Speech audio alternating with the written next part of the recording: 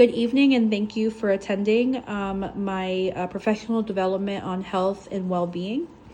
My name is Erica Bryan, and who do I have the pleasure of presenting this professional development to?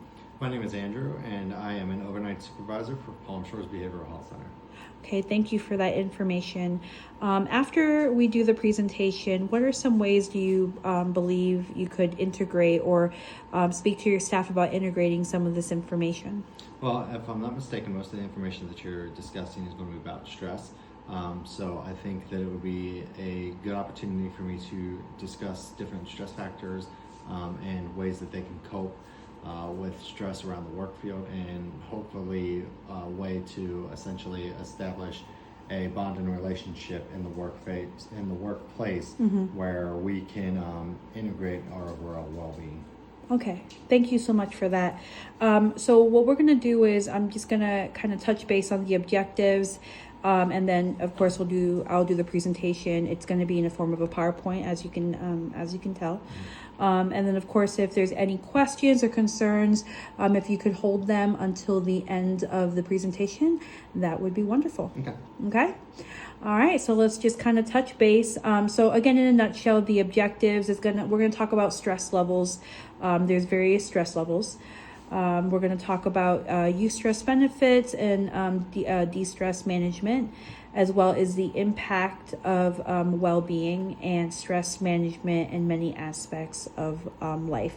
And of course, we all have different roles in our lives. So, I wonder after this professional development, if there's things that you could integrate in your life if you choose to, or even bring up with your staff members that may be able to, help reduce stress. All right, so let's move forward. So just a quick introduction. So health and well-being refers to a state of holistic and well-being, meaning our mental, physical, and social aspects. Well-being is both a dynamic and active process in how we as humans make decisions and choices toward a successful life.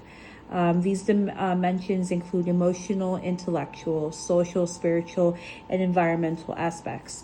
So in this professional development, the discussion, of course, will include, like I said, various levels of stress, the benefits of eustress and management de-stress, the impact of a person on their physical, mental, and emotional health, as well as their spiritual, relational, and professional life. So again, just kind of talking about stress levels, there is, it's on a spectrum, of course, but initially it's the low, medium, and high.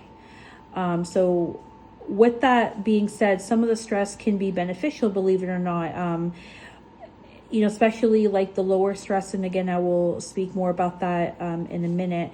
However, it's important to make note that over a long period of time, it can significantly impact a person's well-being and health, both mental and physical. So low stress or eustress is the minimal and manageable, level of stress. It can also be considered motivating. In short term, typically. So like an example would be the nerves you feel when you're about to give a presentation or take a big test. So, it's not long term. A test is going to be over with at some point in time, right? Presentation as well. With medium stress, it's more intense and frequent than low stress, but it is still considered manageable. But, it can be considered less manageable and cause adverse effects if it's not handled effectively. So that's where, stress management techniques kind of fall into place. And then, of course, high stress is also known as distress.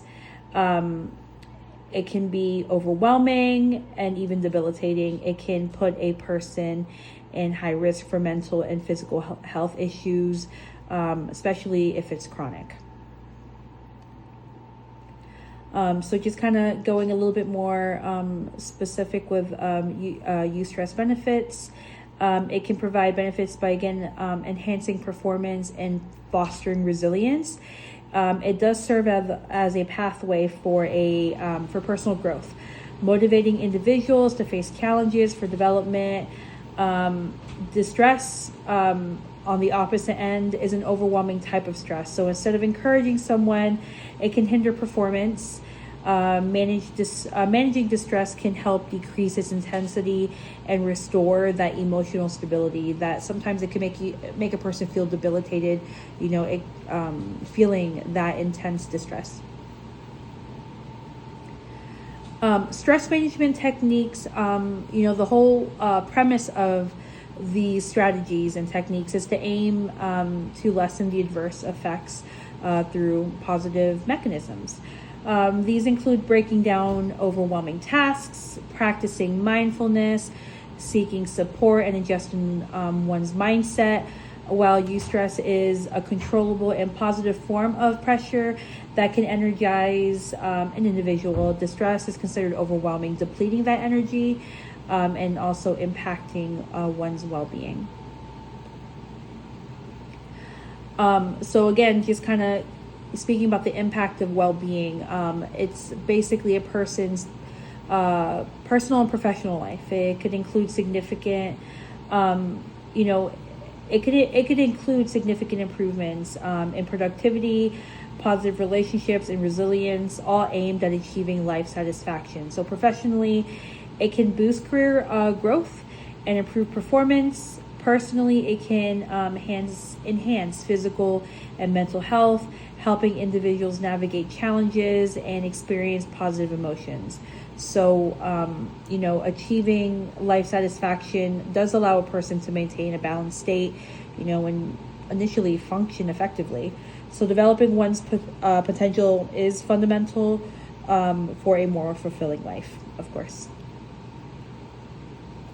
And to manage a healthy lifestyle, it involves multiple aspects. Managing stress through various strategies. This can include staying physically active, for example, getting enough sleep, eating a balanced diet, practicing different techniques like meditation, breathing exercises, being in the community, social supports, and making time for activities to enjoy, because that's a form of self-care that can help maintain balance.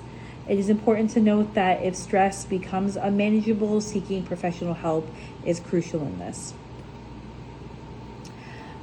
Physical ways to manage stress is, again, through a healthy lifestyle, engaging in at least maybe a half an hour of moderate exercise most days of the weeks, eating a nutritious diet with like whole grains, vegetables, lean meats, things like that.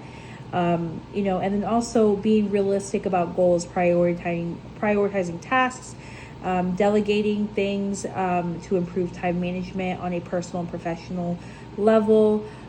Spiritually, praying, meditating, depending on one's belief, it could help in terms of managing stress.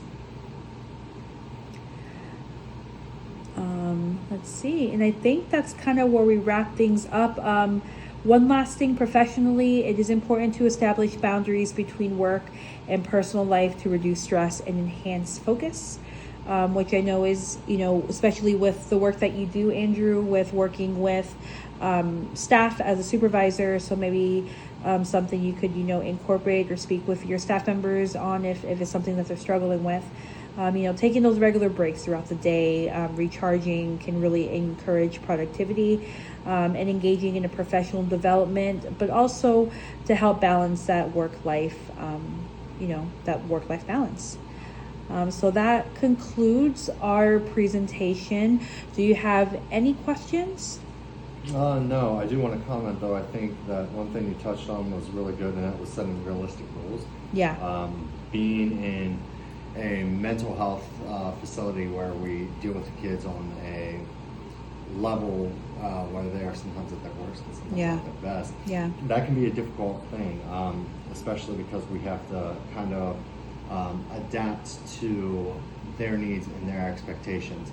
But I am going to start looking at ways that we can possibly reach it on a scale that is not going to actually cause or burn out the staff as well. So I do like your comment on that. Thank you. I appreciate that. And, you know, also, you know, it's important to note that all these things are small steps. You know, it's a way to create changes. It doesn't always have to be massive, or a lot of times people tend to do all at once thinking that that's how it's going to fix things. But, you know, little things, even if it's something as little as, you know, getting organized if they have stations, getting those organized before, you know, going into work, or, you know, getting into work, better yet, or, you know, just like little things. Or if it's working out, if a person is struggling, you know, parking a little bit further in like a parking lot and then walking to the store or to the building.